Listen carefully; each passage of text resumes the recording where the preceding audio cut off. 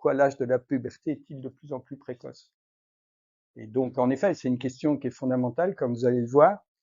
Je ne vais pas répondre à cette question parce que nous n'avons pas la réponse et que les études épidémiologiques ont tendance à montrer que ce qui s'est passé à la fin du XXe siècle, ou du moins durant la deuxième partie du XXe siècle, est probablement un petit peu en train de se tasser, ce qui ne veut pas dire que tout va bien et que les choses se sont améliorées. Ça veut simplement dire qu'on a probablement un petit peu changé de stade. Pour aborder cette question, il m'a semblé assez important de vous rappeler un petit peu ce que c'était que la puberté, parce que je pense que dans l'esprit de chacun, la puberté n'est pas toujours interprétée de la même façon que nous l'interprétons dans le monde médical ou parfois, notamment dans la société de neuroendocrinologie, qui n'est pas tout à fait le monde médical, mais ce qui se passe un petit peu de façon beaucoup plus fondamentale.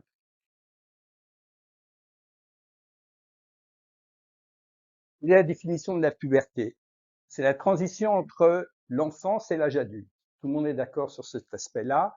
Sur le plan plus médical, c'est le développement des caractères sexuels secondaires, comme vous l'a expliqué René. Il y a les caractères sexuels primaires, ce qui permet de déterminer à la naissance si c'est un garçon ou si c'est une fille. Après, au moment de la puberté, il va y avoir un certain nombre d'évolutions des caractères sexuels primaires, et c'est ce qu'on appelle les caractères sexuels secondaires.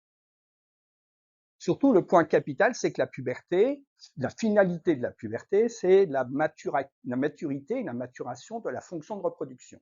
À partir du moment où on est pubère, on a la capacité de se reproduire, donc on est fertile. Mais la puberté, c'est également le moment où il y a un certain nombre de modifications corporelles, notamment un pic de croissance extrêmement important. Comme vous le savez tous, des modifications du comportement. Et il apparaît que finalement, ces changements qu'on observe, qu'ils soient corporels ou psychologiques, peuvent être reliés directement à l'association qu'il existe entre le cerveau et les hormones, qui est un monde qu'on appelle la neuroendocrinologie. La puberté, c'est un marqueur de vie. On vient de le dire, c'est une association étroite entre adolescence et puberté, c'est bien connu. Mais comme vous voyez sur cette diapositive, c'est une question qui est posée depuis très longtemps finalement, et on voit que même dès le Moyen Âge, on pouvait déterminer finalement comme la puberté étant l'émancipation vers l'âge adulte, ce qui a été rapporté dans certains papiers, notamment sur ce qui se passait au XIe ou au XIIe siècle. Dans un rapport sur le Code civil, Cambacérès rapporte que la puberté est finalement le moment où on a le droit d'adopter. Ça, c'est au tout début du XIXe siècle. Et puis après, quand on essaye d'éclater ça et puis de regarder un petit peu plus de façon pléiotropique, c'est-à-dire qu'on se rend compte que chez les Touaregs, au moment de la puberté, le mâle porte un voile et ce voile lui donne finalement le statut d'adulte. Donc vous voyez qu'il y a un lien très étroit entre le passage dans le monde adulte, la responsabilité qu'on a. Un certain nombre de textes démontrent qu'à la puberté, on a une responsabilité pénale. Auparavant, il était certain qu'un enfant qui était prépubère et qui avait fait un méfait n'était pas considéré comme responsable. Malheureusement ou heureusement, enfin je ne sais pas, actuellement, on observe depuis une trentaine d'années une dissociation entre le début de la puberté et la position sociale. En d'autres termes, ce que je vais essayer de vous montrer aujourd'hui, c'est que la puberté, en effet, est survenue de façon plus précoce à partir du début du XIXe siècle, mais qu'à contrario, on a pris une position adulte dans la société plus tardive qu'au début du XIXe siècle. Donc, le temps entre le moment où on devient pubère et le moment où on a vraiment acquis ce statut d'adulte au sein de la société est un temps qui a beaucoup plus augmenté dans ces dernières années. Je le provoque volontairement. Hervé, tu m'excuseras. La puberté, on peut considérer que c'est une métamorphose. Si vous regardez ce qui se passe chez un petit ver qui s'appelle C. elegans, si vous regardez ce qui se passe chez la drosophile, l'acquisition de la fonction de reproduction, en effet, survient au moment de cette période de métamorphose. Chez l'homme, ou chez les mammifères plus exactement, on a l'apparition des caractères sexuels secondaires qu'on va définir juste après. Il y a ce pic de croissance, le développement de la fertilité, les changements comportementaux. Ce que vous voyez dans la partie droite de cette diapositive, c'est que tout cela dépend des hormones sexuelles, globalement, ou plus exactement d'un axe endocrinien qu'on appelle l'axe gonadotrope, c'est-à-dire l'interaction qu'il existe entre le cerveau, une région qu'on appelle l'hypothalamus, une glande endocrine qui est en dehors du cerveau qu'on appelle l'hypophyse, et les gonades. Tout cela forme un axe complexe qui subit un certain nombre de régulations, et ces régulations sont extrêmement variables depuis la vie fœtale jusqu'à la fin de la vie. De plus, ces régulations sont différentes entre le garçon et la fille, ou entre le mâle et la femelle chez les animaux. La puberté chez la fille est définie comme le développement du premier caractère sexuel secondaire facilement observable, qui est le développement des seins. C'est ce que nous appelons S2 dans cette diapositive. En France, le développement des seins survient en moyenne autour de 10 ans et demi. Pour un médecin, c'est le début de la puberté chez la fille. Il y a également le développement des poils pubiens, concomitant à ce développement des seins. Vous voyez que la corrélation n'est pas exacte, mais c'est concomitant. Ce que vous observez dans cette diapositive, c'est l'apparition et c'est l'âge d'apparition des premières règles. Pour un médecin, les premières règles, c'est la fin de la puberté. Donc, il n'est pas juste de dire, elle a ses règles, donc elle a sa puberté. Non, elle a terminé sa puberté. Associé à ces modifications des caractères sexuels, on voit le pic de croissance dont on va reparler un petit peu après, et on voit des modifications au niveau des os, notamment au niveau du premier sésamoïde du pouce, qui est un indicateur finalement de l'augmentation des hormones sexuelles et donc de la maturation osseuse. En médecine, on définit des stades pubertaires. Le stade 1, que vous voyez à l'extrémité gauche de la diapositive, c'est un enfant prépubère. En fonction de l'apparition des seins, de la morphologie des seins, des poils pubiens, en fonction de la taille du pénis et de la taille des testicules, du volume des testicules chez le garçon, on définit un stade 2, 3, 4 et 5, sachant que le stade 5 est un stade d'une personne qui a fini sa puberté, donc un adulte est stade 5. Cette classification est extrêmement importante. Pourquoi certains enfants ne débutent jamais leur puberté, d'autres enfants débutent leur puberté mais arrêtent au milieu du processus pubertaire et donc restent en stade 3. Et puis d'autres enfants vont débuter leur puberté de façon extrêmement précoce et donc on a besoin de savoir à quel niveau du développement pubertaire ils sont pour pouvoir déterminer l'approche thérapeutique. Deuxième point capital pour la puberté, c'est qu'il existe un dimorphisme sexuel. Comme vous le voyez sur cette diapositive, les filles débutent leur puberté entre 8 et 13 ans. Ça veut dire quoi? Ça veut dire qu'elles deviennent S2 entre 8 et 13 ans. On va le voir un petit peu après, c'est une répartition qu'on appelle normale dans la population. C'est-à-dire que la majorité est autour de 10 ans et demi, comme je vous l'ai dit, donc c'est la moyenne, qui est équivalent à la médiane. Mais néanmoins, il y a certains enfants qui vont débuter plus tôt et on ne va pas considérer cela comme étant pathologique. Mais vous observez que les garçons, finalement, ont une augmentation de leur volume testiculaire qui survient en moyenne 1 an après les filles. Donc, vous le connaissez tous dans la société, les filles débutent leur puberté plus tôt que les garçons. Elles vont avoir un pic de croissance qui est plus tôt que les garçons. Elles sont très fières en 5e ou en 6e parce qu'elles sont plus grandes que les garçons, mais elles sont rattrapées à partir de la 4e, la 3e, voire la seconde. Et puis, bien sûr, la fin de la puberté, comme vous le voyez, survient en moyenne 2 ans et demi après le début de la puberté. Donc, une petite fille qui n'a pas eu ses règles, enfin une jeune fille qui n'a pas eu ses règles vers l'âge de 15 ans et demi, on ne considère pas que c'est pathologique. On est embêté, il y a un bilan, mais ce n'est pas pour autant une situation pathologique. Et de la même façon, un garçon qui n'a pas terminé sa puberté à 16 ans, c'est une situation qui n'est pas rare, et ce n'est pas pour autant une situation pathologique. Là, je vous parlais de pic de croissance. Cette diapositive, c'est ce qu'on appelle la cinétique de croissance.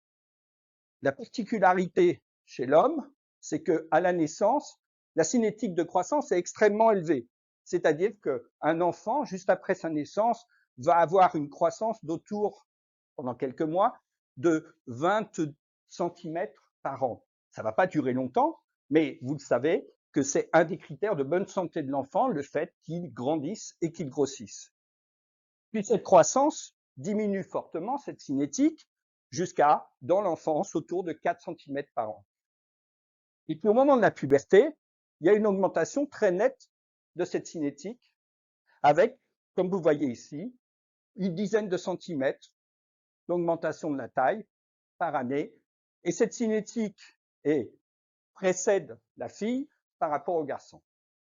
Donc on se retrouve sur quelque chose de logique. Puberté égale pic de croissance. Alors, je vous ai dit que l'âge de la puberté dans la population générale était réparti selon ce qu'on appelle une distribution normale. C'est-à-dire qu'il y a la possibilité de déterminer une moyenne et qu'il y a autant d'individus d'un côté de cette moyenne que de l'autre côté, ce qui fait que la moyenne est au proche de la médiane.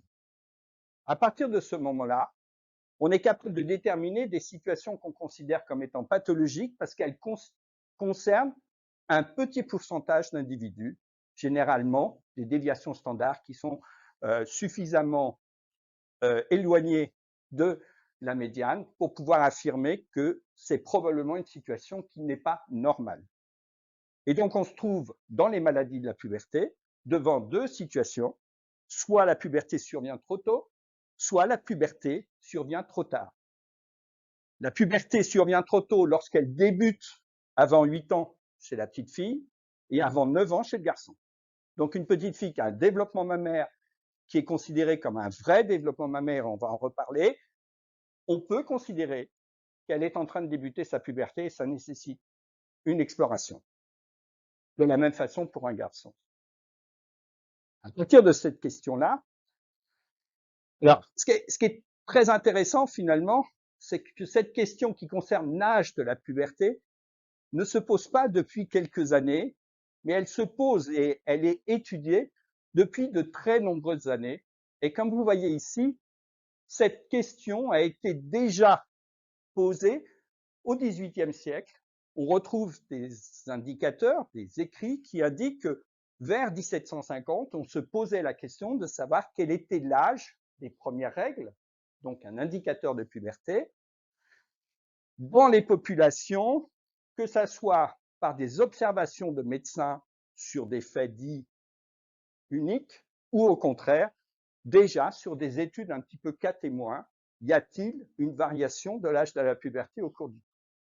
Et ce que vous observez ici, ce qui est intéressant, c'est que dans le milieu du XVIIIe siècle, on évaluait à peu près l'âge des premières règles autour de 16 ans, en moyenne. C'est-à-dire beaucoup plus décalé et retardé par rapport à ce qu'on observe aujourd'hui, puisqu'aujourd'hui, je vous rappelle qu'on est autour de 12 ans et demi en France. Et puis, il y a un certain nombre de questions qui se sont posées très vite et qu'on retrouve assez facilement dans les écrits, qui finalement se posent la question de savoir est-ce que l'âge de la puberté ou de la ménarche, donc des premières règles, était la même à la campagne ou à la ville? Il y avait déjà cette opposition urbain-rural, donc au XVIIIe siècle. C'est une question qui était suffisamment importante pour que Chaptal, au début du XIXe siècle, quand il était ministre de l'Intérieur, demande au préfet la question suivante, de répondre à cette question, y a-t-il un lien entre âge de la puberté, alimentation et révolution? Son objectif étant de démontrer que la révolution avait favorisé une meilleure alimentation et comme la question se posait déjà du lien entre alimentation et puberté, il espérait observer finalement qu'une meilleure alimentation avait été révélée par un âge pubertaire plus jeune. Et donc, il voulait démontrer que la révolution avait été dans ce sens-là. On sait aujourd'hui que ce n'est pas aussi simple que ça, parce que le problème de la puberté n'est pas simplement lié à l'alimentation, mais elle est liée également au stress et à l'environnement dans lequel vivent les individus.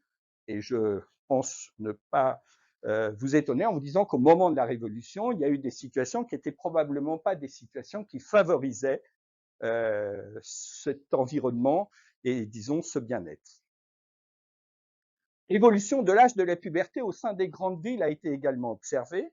Et ce qui était intéressant, c'est que finalement, lorsqu'on regardait des populations privilégiées entre les villes et la campagne, on ne retrouvait pas la différence qu'on observait lorsqu'on ne faisait pas attention à l'origine et au statut social et économique des jeunes filles sur lesquelles était étudié l'âge de cette puberté.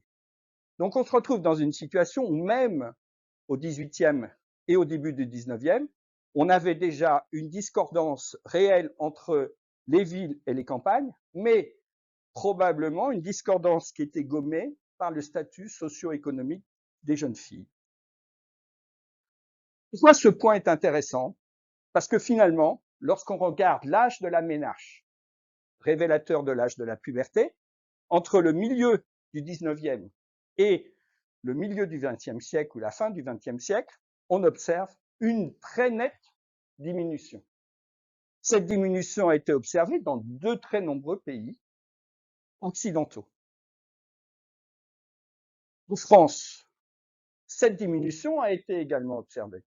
Elle a été observée et rapportée dans différents papiers qui sont relativement peu référencés aujourd'hui, mais qu'on trouve sans trop de difficultés. Et on est arrivé, ou du moins Duclos et Pasquet, en 78, ont modélisé cette diminution en disant qu'environ, depuis le milieu du 19e, il y a une baisse de 0,75 ans par décade, c'est-à-dire une baisse très nette de l'âge des premières règles. Et donc tout de suite s'est posé la question, mais quel est le rôle finalement de l'environnement? Pourquoi? Parce qu'il était certain que cette évolution très rapide ne pouvait pas être en lien avec une modification des facteurs génétiques. Ça ne pouvait être que l'environnement. L'environnement qui peut être tout simplement, bien sûr, l'alimentation, mais aussi le stress, le fait qu'un individu, un enfant qui naît avec un petit poids de naissance va avoir une tendance à avoir un retard pubertaire, mais qu'aujourd'hui, un enfant qui naît avec un petit poids de naissance, on a tendance à faire quoi? On a tendance à le surnourrir de façon à ce qu'il récupère ce poids de naissance, et ça peut avoir l'effet inverse. C'est-à-dire que dans ces cas-là, la puberté va survenir plus tôt, tout simplement parce qu'il y a maintenant un lien bien établi entre ce qu'on appelle le BMI, donc l'index de masse corporelle, et l'âge de la puberté. L'augmentation du BMI qu'on a observée depuis 2 siècles est probablement en lien avec cette baisse de l'âge des premières règles. Bien sûr, on a évoqué les polluants industriels, extrêmement difficiles à démontrer.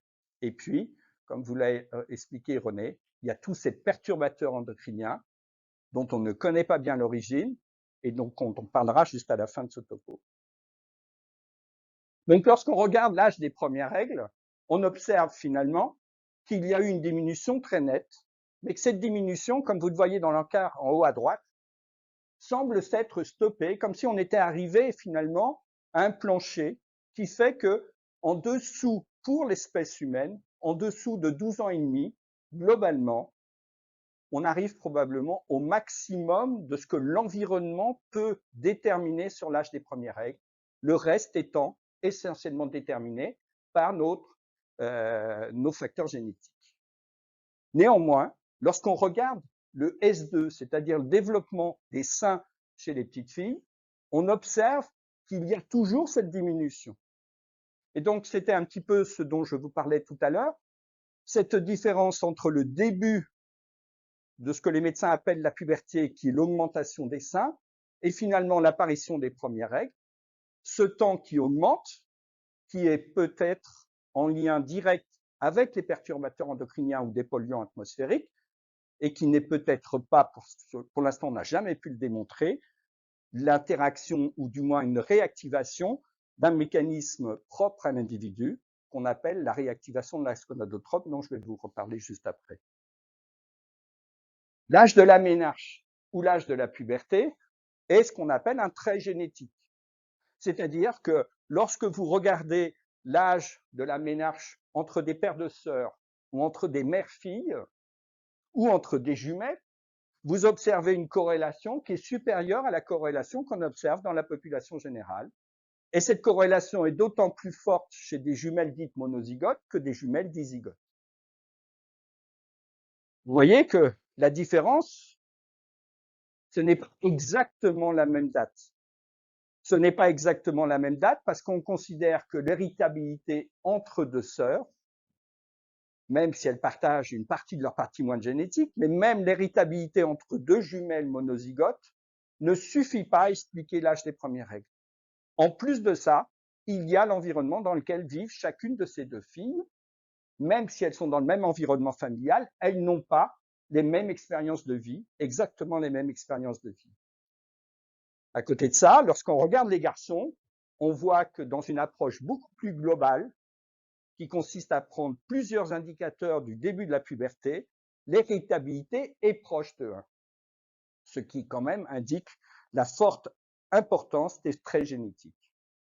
À partir de là, il y a un certain nombre de groupes, et essentiellement des équipes en Angleterre, qui ont dit, si c'est une maladie, du moins excusez-moi, si c'est un trait génétique, c'est-à-dire une situation normale, il y a inévitablement des facteurs génétiques, donc des gènes, qui vont être associés à la survenue d'une puberté plus précoce par rapport à une puberté plus tardive, tout en étant dans la population ou dans la distribution normale.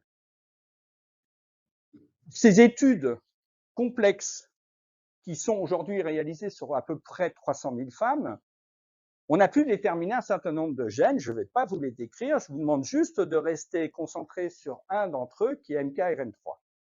Globalement, ce que ces gènes nous apportaient comme information, c'est que le système hormonal participait inévitablement à l'âge du début pubertaire.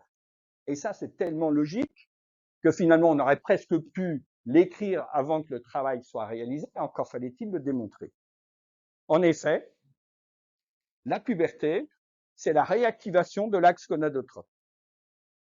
Cet axe gonadotrope, comme je vous l'ai dit tout à l'heure, c'est l'hypothalamus, l'hypophyse et les gonades. L'hypothalamus synthétise un petit peptide qu'on appelle la GnRH, qui va venir activer certaines cellules dans l'hypophyse pour synthétiser deux hormones qu'on appelle la LH et la FSH, dont vous avez inévitablement déjà entendu parler.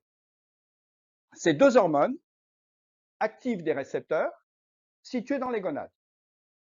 Ces récepteurs sont les mêmes entre l'ovaire et le testicule, mais ils sont exprimés dans des cellules différentes. Donc l'effet sur le testicule de l'action de LH et de FSH, c'est d'augmenter la testostérone ou de favoriser la spermatogénèse. Dans l'ovaire, l'action de la LH et de la FSH, c'est principalement de maturer ce qu'on appelle le follicule ovarien et de permettre l'ovulation. Donc, tous les 28 jours, il va y avoir une ovulation. Cette ovulation est due à une augmentation de la LH et de la FSH pendant ces 28 jours. Les 14 premiers jours avant l'ovulation. Ce qui est important, c'est que ces hormones sexuelles, testostérone, oestradiol, progestérone, voire des peptides synthétisés par les ovaires ou le testicule, vont exercer des rétrocontrôles sur le système de façon à créer ce qui n'existe pas chez l'enfant prépubère, une homéostasie. C'est-à-dire que le taux de testostérone et d'oestradiol va être contrôlé par la quantité de LH et de FSH. S'il y a trop peu de testostérone, la LH va augmenter. S'il y a trop d'oestradiol, la LH va diminuer. Cette homéostasie est absolument fondamentale pour avoir une fertilité normale chez l'homme et chez la femelle et chez la femme. Par rapport à la question qui a été posée tout à l'heure sur les métrorragies post-natales chez la petite fille, on est dans une situation qui est un peu particulière, qui s'appelle la mini-puberté dans les quelques semaines qui suivent la naissance, c'est-à-dire qu'on est sur un axe gonadotrope qui, après avoir été activé et inactivé durant la vie fœtale, je n'en parlerai pas aujourd'hui, va subir une activation importante pendant quelques semaines chez le garçon, un petit peu plus longtemps chez la fille. Et cette activation, vous la voyez par ces augmentations de LH et de FSH, qui sont des taux qu'on observe habituellement chez une femme en période de reproduction. Et vous voyez que les taux d'œstradiol parfois peuvent être élevés chez la petite fille après la naissance. Ces taux d'œstradiol peuvent expliquer en partie le fait qu'il y a saignement, et ce qu'on appelle des métrorragies chez la petite fille, qui sont dues à une activation finalement de l'utérus. Lorsque vous regardez ce qui se passe durant l'enfance, vous voyez que les taux de LH sont presque indosables. On considère que nous, qu'ils sont indosables. La FSH, elle, est variable, mais l'œstradiol a très fortement diminué. En effet, l'ovaire est au repos. Donc, durant l'enfance, l'ovaire est au repos. Que se passe-t-il au moment de la puberté? Au moment de la puberté, il va y avoir une augmentation de la LH, comme vous le voyez sur cette diapositive. Cette diapositive montre les taux de LH plasmatique en fonction du stade pubertaire. Vous voyez qu'un enfant qui est S1, donc prépubère, a des taux très bas, et un enfant qui est S5, donc là c'est une enfant, a des taux très élevés, qui sont dus au fait que l'axe gonadotrope a été réactivé. C'est un petit peu moins net pour la FSH. La réactivation de ce taux de LH et de FSH est due à une augmentation de la sécrétion de la GnRH par l'hypothalamus. C'est un petit peu complexe, mais vous avez juste à réfléchir étage par étage. L'hypophyse, c'est la LH et la FSH. La LH augmente de l'hypophyse. Pourquoi? Parce qu'elle est plus stimulée par la GnRH. La GnRH est d'origine hypothalamique. Et sur cette diapositive, ce que vous voyez, c'est que la capacité de l'hypophyse à répondre à la GnRH augmente avec la puberté. Ce qui indique qu'on est dans un processus qui est un processus continu, mais ce qui est intéressant, c'est que ce processus, il débute bien avant la puberté clinique. C'est-à-dire que ces deux courbes que vous voyez ici, alors que vous voyez déjà des modifications, et d'autant plus vrai sur la courbe rouge, ce sont des processus qui sont ce qu'on appelle infracliniques, c'est-à-dire avant le stade S2. En effet, on est encore au stade 1C. Pour les neuroendocrinologues, la puberté débute avant l'apparition des caractères sexuels secondaires. Pour les neuroendocrinologues, la puberté, elle débute finalement dès la vie intra-utérine par des mécanismes de régulation qui restent infracliniques. On se pose même la question aujourd'hui de savoir si la mini-puberté n'est pas un indicateur, finalement, n'est pas d'une certaine façon une manière de préparer le système à une réactivation quelques années plus tard.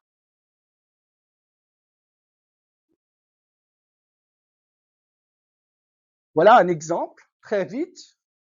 Ça, c'est la quantité de FSH lorsque vous administrez de la GnRH à un enfant. C'est un test extrêmement fréquent utilisé en clinique. C'est pour démontrer que l'hypophyse est contrôlée d'une certaine façon par la GnRH. Vous voyez ici que l'augmentation de FSH est très nette par rapport à l'augmentation de LH. Ça, c'est un enfant prépubère qui va débuter sa puberté dans les quelques semaines ou quelques mois qui suivent. Voilà ce que vous observez chez un enfant qui est en cours de puberté. Vous voyez une complète inversion du rapport entre LH et FSH. C'est le témoin de ce qu'on appelle la plasticité de l'hypophyse. Et c'est bien la démonstration qu'il y a une modulation hormonale corporelle dans le corps. Cette modulation hormonale survient progressivement. La question que beaucoup de personnes se sont posées, et que si j'avais fait un petit quiz juste avant de commencer, si je vous avais dit la puberté, est-ce que c'est finalement une physiologie qui a un point de départ gonadique ou cérébral, sans vouloir vous offenser, je pense que beaucoup d'entre vous auraient dit c'est d'origine gonadique. Non. La puberté a pour une activité, du moins pour stimulation, un processus neurodéveloppemental, donc un processus au sein du cerveau. En cas de dysgénésie gonadique, les situations dont vous a parlé René tout à l'heure, eh ben, vous ne voyez pas d'activation et ne voyez pas de puberté précoce. C'est-à-dire que lorsque la gonade ne fonctionne pas correctement, il n'y a pas d'activation de l'axe gonadotrope chez l'enfant prépubère. Par contre, si vous enlevez un testicule chez un garçon, les 2 testicules chez un adulte, ou vous enlevez les ovaires, ou en cas de ménopause, vous savez qu'il y a une augmentation très nette de la LH et de la FSH, ce qui est la preuve, finalement, que le système fonctionne. Là où ça commence à devenir aussi intéressant, c'est que la puberté, elle va survenir à un certain rapport poids-taille. Il y a un certain nombre de situations en clinique où il y a une dénutrition majeure, notamment chez les jeunes filles qui ont des anorexies mentales pré-pubertaires. Dans ces cas-là, la majorité d'entre elles ne vont pas avoir de puberté. Si vous prenez une sportive, c'est plus fréquent chez la fille que chez le garçon, une sportive très entraînée qui ne fait pas attention à compenser cet entraînement par une nourriture adaptée, il va y avoir ce qu'on appelle une aménorrhée hypothalamique, c'est-à-dire une absence de règles, une absence d'ovulation par un blocage au niveau hypothalamique. Finalement, la puberté, et là, on commence à rentrer dans des mécanismes plus complexes qui sont la démonstration que la puberté, c'est la conséquence d'un processus neurodéveloppemental. Je pense que c'est une diapositive dont vous n'avez pas connaissance. C'est l'évolution des synapses, c'est-à-dire des connexions entre neurones dans le cerveau, dans l'enfance, puis après, chez le jeune adulte. Vous observez 2 choses intéressantes. Nous avons dans notre cerveau des synapses qui sont dites inhibitrices. Le but, c'est d'essayer de maîtriser l'activité neuronale. À côté de ça, vous avez des connexions entre neurones qui sont dites excitatrices. Le but, c'est de participer à l'activité neuronale. Ce que vous observez, c'est qu'au moment de la puberté, il va y avoir un changement très important du nombre de synapses excitatrices par rapport au nombre de synapses inhibitrices. Si ce changement ne survient pas, vous pouvez commencer à observer certaines maladies psychiatriques. Si vous regardez de façon un petit peu plus précise, vous voyez que ces modifications, elles surviennent, elles commencent durant l'enfance et qu'elles sont vraiment nettes au moment de la puberté, c'est-à-dire à ce moment-là.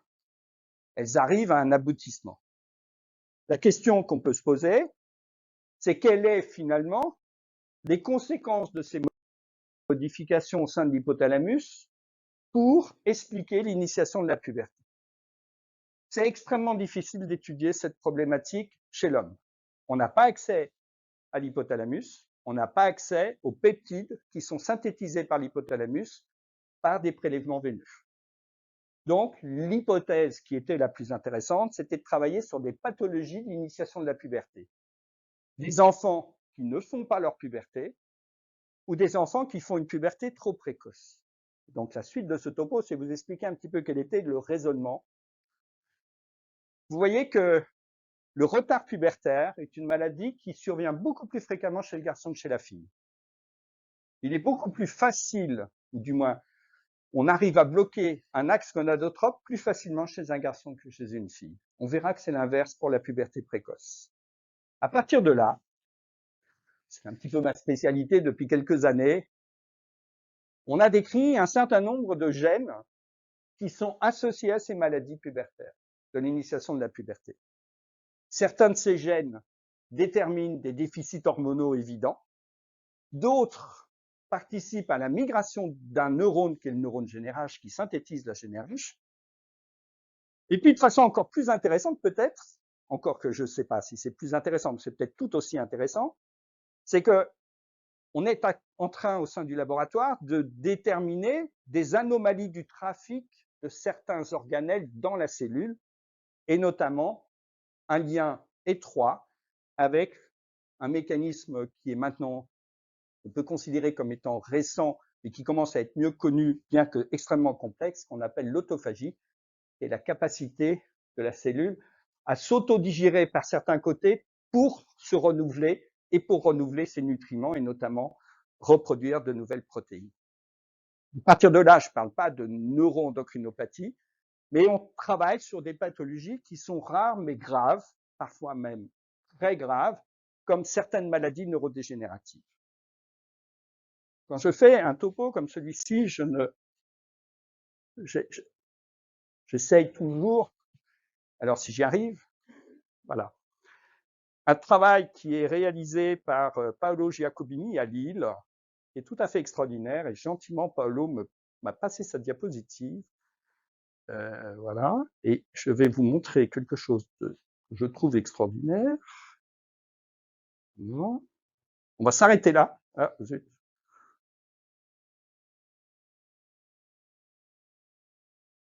Je sais pas, j'arrive pas à voir le. Ouais,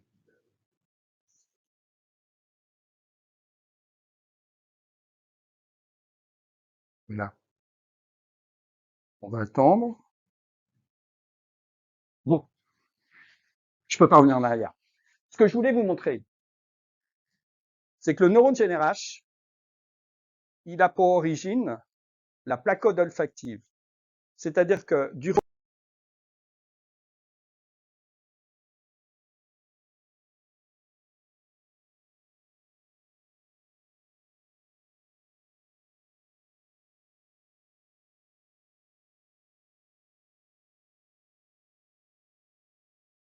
l'embryogenèse, il y a le développement du cerveau, et puis il y a ce qui se passe autour du cerveau.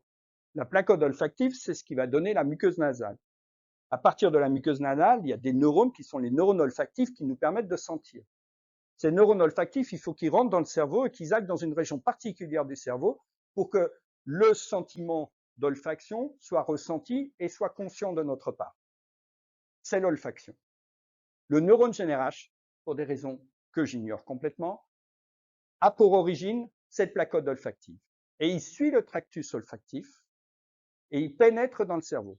C'est une situation tout à fait unique d'un neurone qui naît en dehors du cerveau et qui doit pénétrer dans le cerveau pour être actif. Puis il va rejoindre l'hypothalamus.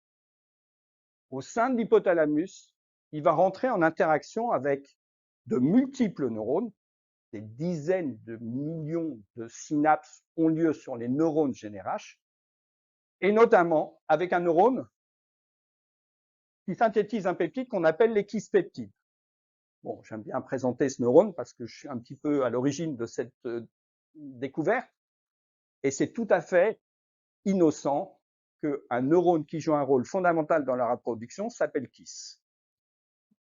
C'est tout simplement en lien avec des chocolats qui sont vendus aux États-Unis, qui s'appellent les chocolats KISS, et le fabricant de ces chocolats sponsorise l'université qui a décrit le premier, le Kiss peptide, sans décrire la fonction. Donc c'est le hasard, un bel hasard. On est dans une situation où ce Kiss peptide contrôle la sécrétion de GNRH. Et ce Kiss peptide va augmenter au moment de la puberté. Et c'est en augmentant au moment de la puberté qu'il va y avoir une augmentation de la GNRH. Et de la conséquence, c'est l'augmentation de la LH et la FSH. Voilà, je pense que je vous ai convaincu que l'hormonologie est une science simple. Il y a des hormones, les unes au-dessus des autres, qui contrôlent les autres hormones, et puis après, il y en a la dernière qui vient contrôler la première. C'est une situation assez évidente. Et donc, on voit qu'il y a des facteurs neuroendocriniens, des facteurs environnementaux et une horloge interne qui détermine l'âge de la puberté. Pour finir ce topo, une situation extrêmement intéressante, mais pour l'instant très mal comprise, qui est la situation de la puberté précoce. Pourquoi elle est intéressante pour le neurophysiologiste que je ne suis pas, mais néanmoins intéresse un certain nombre de mes collègues neuroendocrinologues, c'est que la puberté précoce, c'est une puberté qui survient trop tôt, mais qui est absolument normale. C'est-à-dire que l'histoire naturelle d'une puberté précoce, donc vous voyez que c'est une enfant qui va développer ses seins avant 8 ans ou qui va développer les testicules avant 9 ans et demi, 9 ans globalement. On démontre par des approches que finalement, le diagnostic est assez facile à démontrer. Il y a une augmentation de la LH et la FSH, référence aux diapositives précédentes. L'histoire naturelle de cette maladie, c'est qu'il y a une puberté. Si vous laissez évoluer la maladie, ce qui ne se fait plus aujourd'hui, il va y avoir quoi? Il va y avoir un enfant qui va être réglé vers l'âge de 8 ans. Cet enfant sera petit. Pourquoi? puisqu'il va y avoir une augmentation des œstrogènes et que les œstrogènes vont entraîner une soudure des cartilages de conjugaison et donc un arrêt de la croissance osseuse. Cet enfant, à l'âge adulte, aura une fertilité normale. Donc, c'est une maladie qui est une maladie temporaire, qui survient entre 6 ans et 8 ans, 10 ans, et qui n'a pas de conséquences évidentes à l'échelle d'un individu. À l'échelle d'une population de puberté précoce, il est probable qu'il y ait quelques conséquences. Le diagnostic est un diagnostic biologique. On affirme que le processus pubertaire est en cours.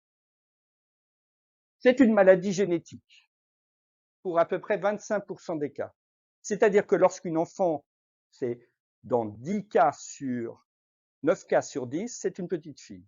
Un seul cas sur 10 est un petit garçon qui développe une puberté précoce. Donc exactement le miroir du retard pubertaire.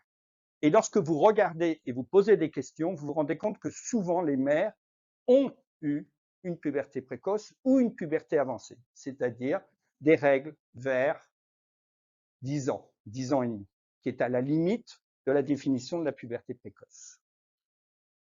Les mécanismes de ces maladies génétiques sont mal connus.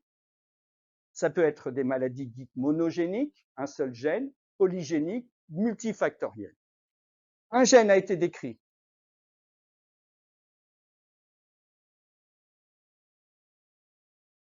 L'inactivité de MKRN3, elle existe depuis la conception. C'est-à-dire que juste après la naissance, le MKRN3 il est déjà inactif.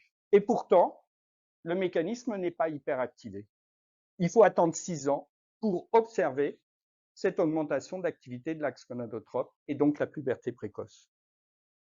Donc à partir de là, on a en tête un mécanisme qui fait qu'on est sur un processus continu, neurodéveloppemental, avec des inférences qui sont importantes du monde extérieur, donc des facteurs de l'environnement, sur des étapes très particulières du développement.